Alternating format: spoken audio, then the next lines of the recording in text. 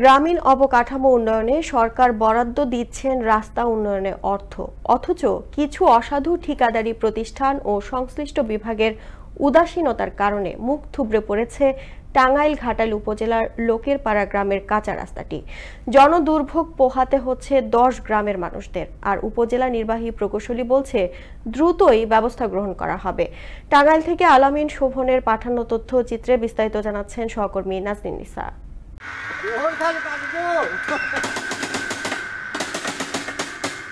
টাঙ্গাইলের ঘাটাইল উপজেলার লোকেরপাড়া গ্রামের মুক্তিযোদ্ধা জয়নাল তালুকদারের বাড়ি হতে কাকমারিপাড়া পর্যন্ত 1.5 কিলোমিটার কাঁচা রাস্তা পাকাকরণে 2023-24 অর্থ বছরে এলজিআরডি অর্থায়নে কাজ পায় শিকদার এন্টারপ্রাইজ নামে ঠিকাদারি প্রতিষ্ঠান। কাজের বরাদ্দ টাকা ধরা হয় 1,47,00,000 টাকা। বিগত 1 বছর আগে রাস্তাটি খুঁড়ে দুই পাশে মাটি উঠিয়ে রেখে কাজ বন্ধ করে দেন ঠিকাদার শহীদুল হক। এলাকাবাসীর দাবি, গত 7 থেকে 8 মাস যাবৎ ঠিকাদার উধাও, কাজ রয়েছে বন্ধ, তাই ভোগান্তিতে পড়েন রাস্তাটি দিয়ে চলাচলকারী 10 গ্রামের মানুষ। সম্প্রতি বৃষ্টির কারণে সৃষ্টি হয়েছে খানাখন্দ, অনেক জায়গাতে হাঁটু পানি জমে থাকে, তাই চরম ভোগান্তিতে পড়েছে রাস্তাটি দিয়ে চলাচলকারী ভ্যান, সিএনজি, অটোরিকশা সহ গ্রামীণ পরিবহনগুলো। জমাট পানি ও খানাখন্দয় আটকে গিয়ে দুর্ঘটনার শিকার হচ্ছে পরিবহন সহ সাধারণ পথচারীরা। গ্রামের রাস্তার সাথে প্রায় 10টি শিক্ষা প্রতিষ্ঠান রয়েছে, কোনো ছাত্রছাত্রী শিক্ষা প্রতিষ্ঠানে যেতে পারছে না। এই রাস্তার মধ্যে আমরা চলাফেরা ঠিক মতো করতে পারি না, কত হানে গিরোভানি, কত হানে কাপড় বসা ভানি।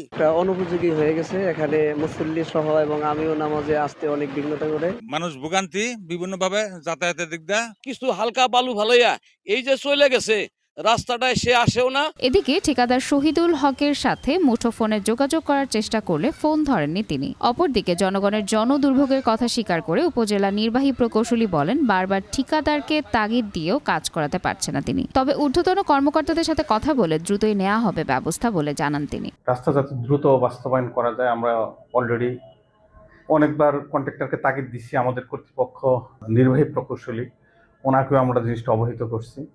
যত তাড়াতাড়ি সম্ভব কন্ট্রাক্টরের সাথে যোগাযোগ করে, এখন যেহেতু বর্ষার সময়, যে দ্রুততার সহিত যেন কাজটা আমরা করতে পারি। যথাযথ কর্তৃপক্ষের সঠিক হস্তক্ষেপের মাধ্যমে দ্রুততম সময়ের মধ্যে রাস্তাটি নির্মাণ শেষ করবেন কর্তৃপক্ষ, এমনটাই দাবি সংশ্লিষ্ট ভুক্তভোগীদের। নাজনীন নিসা, আনন্দ টিভি, ন্যাশনাল ডেস্ক।